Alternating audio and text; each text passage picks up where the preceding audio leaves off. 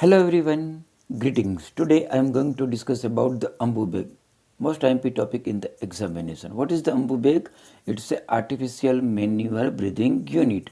Generally, it is also known as bag wall mask, manual resuscitator, or self-inflating bag. Now think about its size. It is available in the market for the adult 1 or 1.5 liter. For the pediatric, it is available for the 550 ml, and for the infant, it is available as a 280 ml. Now, what are the uses of AMBU bag, or we can say it's an indication of the AMBU bag. First one, administration of a high flow oxygenation. Second क्या है, provision of a positive and expiratory pressure. Third one क्या है, provision of a controlled ventilation. And last one is a provision of the augmentation of the spontaneous ventilation. Now let's consider do's and don'ts of AMBU bag. First of all, recognize the need to ventilate a patient and do so in the immediately. Second one is a position the patient, position the airway and maintain the proper airway position. Third one is assist the positioning with the adjustant. Fourth one is a select a properly sized mask. Fifth one is a seal the mask to the face properly. And last one is a immediately ventilate the patient. There are some complications that we need to know. वो complication क्या है, right? First one क्या होता है, easy to hyperventilate the patient, यानी कि patient hyper ventilate हो जाता है ज़रूरत से ज़्यादा. सेकंड क्या होता है, जो लंग्स का कॉम्प्लायंस है, ओके, वो बराबर हम नहीं जान सकते. तीसरी बात क्या है, जब हम मास्क के लिए सी और ई ग्रिप बनाते हैं, उसका जो सील होता है वो थोड़ा ओपन रह जाता है. कई बार क्या होता है, गैस्ट्रिक डिस्टेंशन हो जाता है, एस्पिरेशन का चांसेस भी बढ़ जाता है.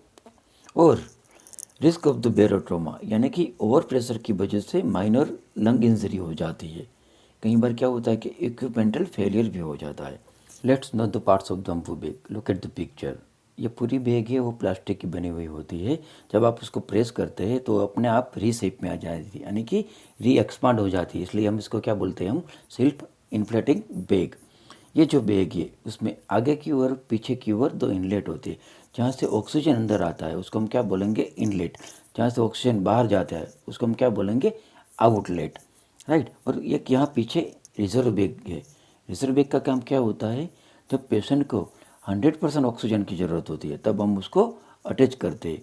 दूसरा एक छोटा वाला ऑक्सीजन इनलेट निपल होता है, उसमें क्या होता है, ऑक्सीजन ट्यूबिंग वहाँ कनेक्ट करना पड़ता है.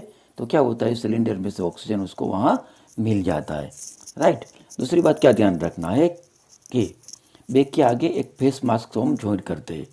उसका काम क्या होता है कि वो जो मास्क है वो पेशेंट के माउथ और नोज़ को कवर करता है. जब हम बैग को प्रेस करते हैं तब उनमें जो ऑक्सीजनेशन होता है वो इस मास्क में आता है, राइट. कैसे आता है, उसके अंदर एक एक्सपायरेटरी वाल्व होता है. उसका दूसरा नाम क्या है, फिश आई वाल्व.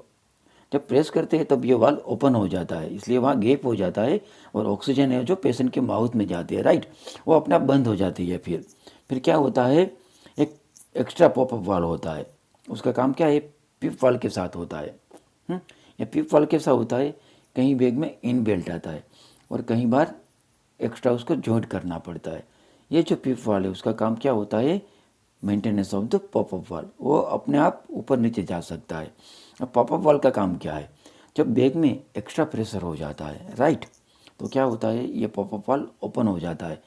तो क्या होता है, एक्स्ट्रा प्रेशर थोड़ा रिलीज हो जाता है और इसकी वजह से पेशेंट को क्या फ़ायदा होता है, ओवर प्रेशर की वजह से जो बेरोट्रोमा होता है, राइट, वो इंजरी पेशेंट को नहीं होता है. Now I hope you are able to understand the AMBU bag. Thank you very much. See you soon with the new video.